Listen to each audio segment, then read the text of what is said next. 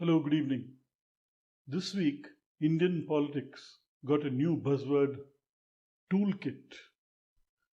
It's almost as if this is an earth shaking new word trying to make a dramatic and explosive entry into the English lexicon. Everybody, including the ones who haven't even seen the document, leave alone read it, is jumping up and down about this terrible toolkit that has been sent out inadvertently by Greta Thunberg, the 18-year-old climate activist. As per their accounts, it seems that there is a vast international conspiracy and campaign by Khalistanis and their ilk to defame India, tarnish its international image, and cause great harm to its global, national, political, and business interests. They are also planning to further their agenda by joining forces with other groups and lobbying various international associations to go against India. Greta hurriedly deleted the original document and reposted a watered down version, thus adding to the sense of conspiracy and intrigue. I have skimmed through the toolkit, and so far I have not seen anything that jumps out at me signifying impending or planned violence or terrorism. Yes, of course, it confirms that the Khalistanis are using the farmers' protest and adding fuel to that already blazing fire there. But that we already knew. And then there are strong indications that the Republic Day protests were planned, but to what extent? It's not yet clear. There is a police search on for Deep Sidhu, a protester of divided and questionable loyalties, who needs to answer for his role on that day. Apart from that, I didn't see anything that would spur me to do a deep dive into this document.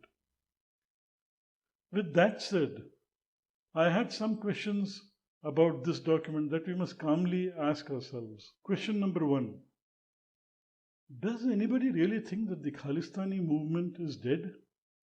Or does anybody think that over the years the Khalistani movement has not been constantly reaching out to similar groups in their campaign against India?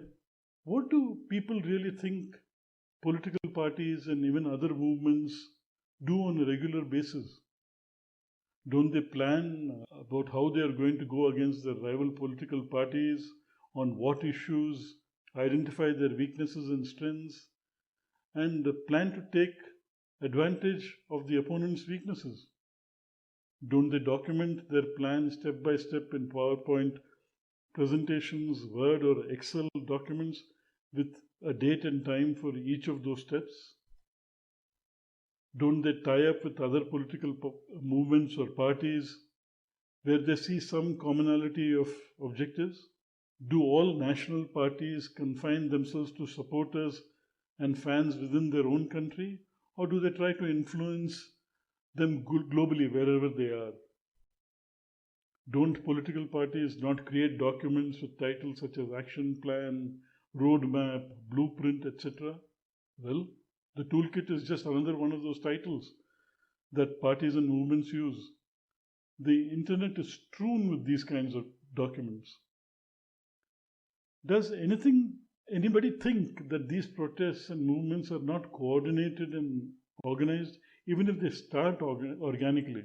And do they think they can survive and sustain themselves without putting together some documentation with one of the above titles? Really, did we not know about all this about the Khalistani movement? I think there has been enough evidence of their involvement in the farmers' protest. This toolkit just confirms this. So why are we acting so shocked and outraged?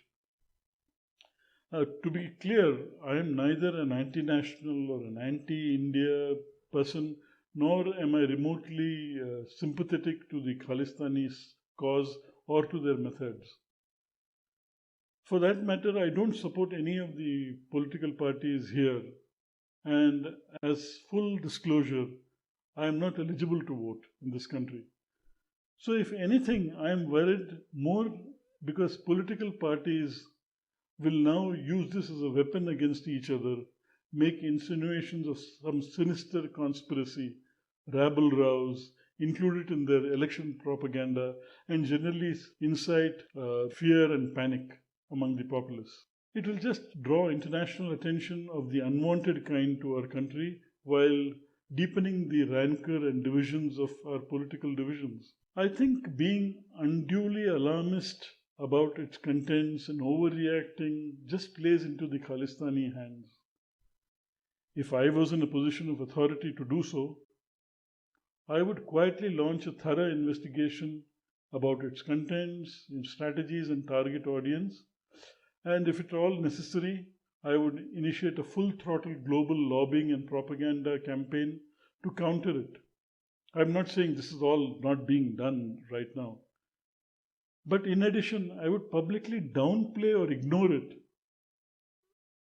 expressing utter contempt for it and making it look like another laughable tactic in their routine campaign against India.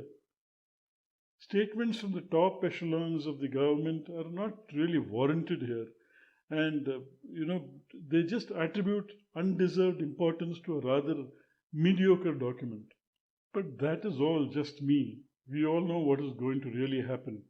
Elections are round the corner and politicians know how to wring such issues dry. Actually, even if there is no juice in the issue, they know how to inject lots and lots of juice into it privately and then wring it all out publicly. And of course, why blame them when their supporters and followers are earnestly waiting with bated breath and empty jugs for the juice to flow and to quench their thirst, gulping it down like cool Kool-Aid. Thank you and see you soon.